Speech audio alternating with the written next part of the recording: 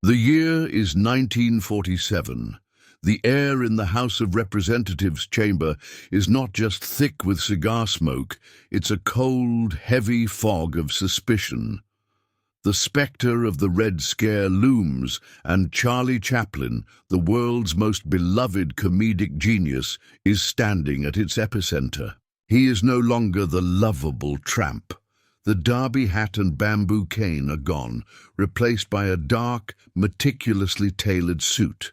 He looks less like a clown and more like a man on trial.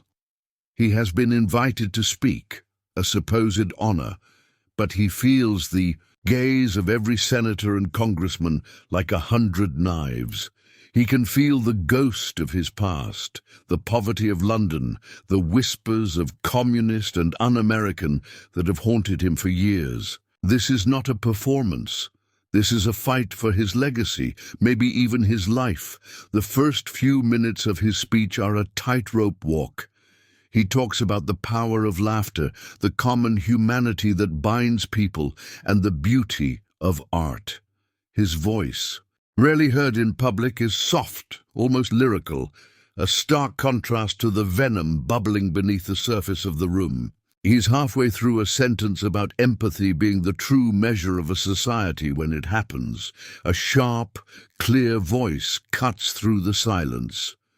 "Mr. Chaplin, it has been widely reported that you hold a deep contempt for the American way of life. Can you, in this moment, swear your absolute allegiance to the principles of this nation and disavow your un-American sympathies?" The voice belongs to Senator Eleanor Vance, a woman known for her icy resolve and her fiery anti-communist rhetoric. A hush falls over the chamber. The cameras flash, capturing the raw, explosive moment. Chaplin freezes. He looks at Senator Vance, then at the sea of grim faces, and for the first time the facade cracks. The mask of the confident, celebrated artist falls away, revealing a man utterly and completely terrified. He can feel the walls closing in. He has no good answer. To deny her claim would be to lie. To confirm it would be to sign his own exile. He stands there, a great man brought to his knees by a question he cannot answer. He feels the room's collective judgment, a judgment that whispers of betrayal and unworthiness. But from the back of the room, a different kind of gaze rests upon him. It belongs to Agnes, an old Irish woman who has cleaned these halls for 3 decades. Her hands, gnarled from years of scrubbing, are holding a worn-out mop. She is invisible to everyone else in the room, but she sees Chaplin, not the famous man, but the boy with the hollow stomach. She sees the fear in his eyes, the same fear she has seen in 100 faces of the poor and the forgotten. A quiet, knowing look passes between them, a look of shared history, of a life lived on the fringes. As the tension mounts and the cameras click, Agnes does something remarkable. She doesn't speak. She hums. A simple, melodic tune, barely audible above the rising buzz of the crowd. It is a tune from the London music halls of the early 1900s, a melody Chaplin had not heard in over 4 decades. A song of the working poor, of street performers, of boys with nothing but their wits and a song. Chaplin's eyes widen. He doesn't hear the words of Senator Vance anymore. He doesn't see the hungry faces of the journalists. He hears only that song, a ghost from a past he thought was buried forever. The simple, honest sound cuts through the political smog and pierces his soul. It is a melody his mother used to hum to him, a lullaby of survival. He feels a profound shift, a surrender. The anger he felt at the interruption, the frustration he held for the accusations, melts away. It is replaced by a deep, aching sorrow for the lost boy he once was.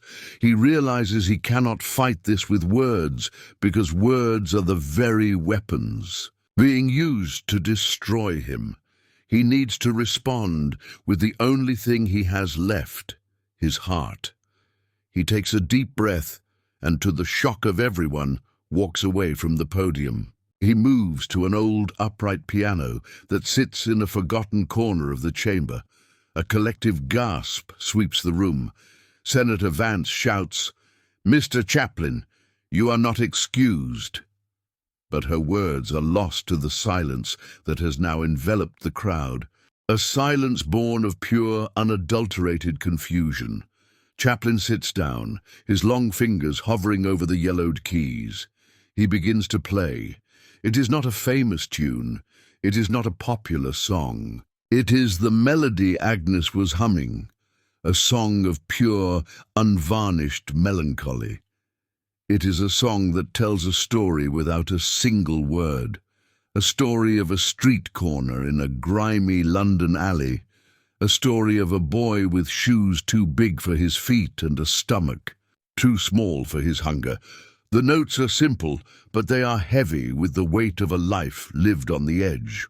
The congressmen and senators, men who have never known what it is to truly go without, stare, transfixed.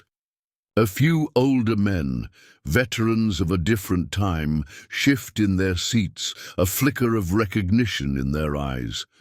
The music, a universal language, is a silent retort to every accusation hurled at him.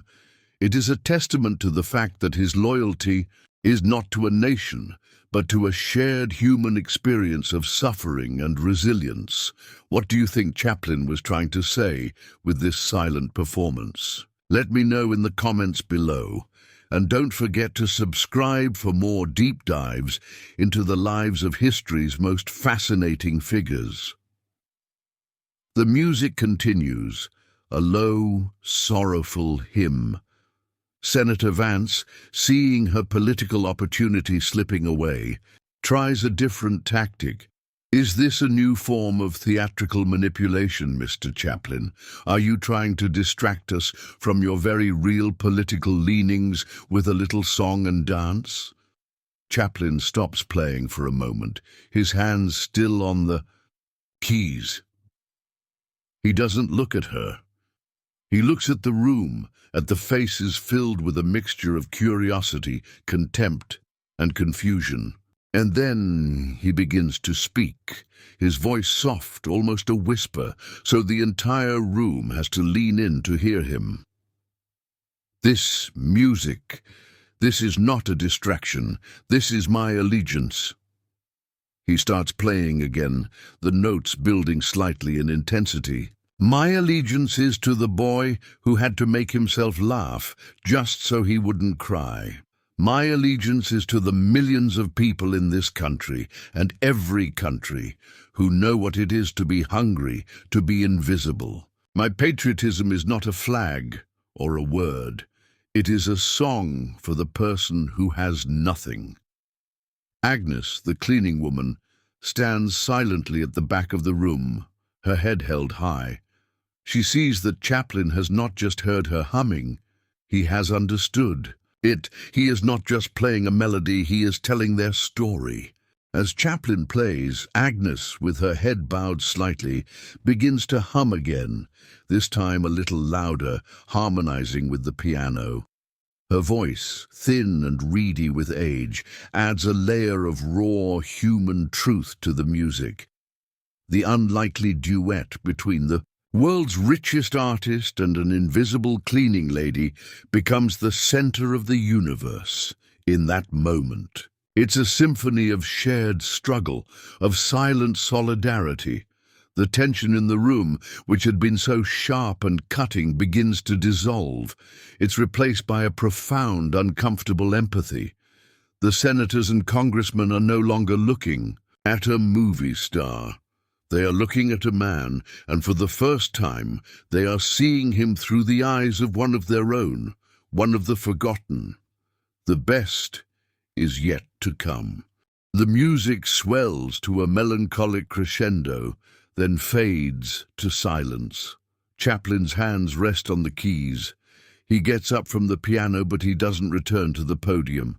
He walks directly to the back of the chamber, where Agnes is still standing, her eyes full of tears.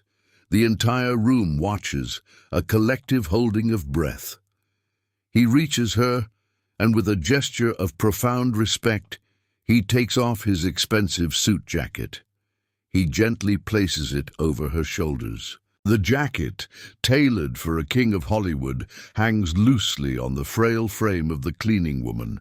It's a symbolic act, a moment of profound transformation.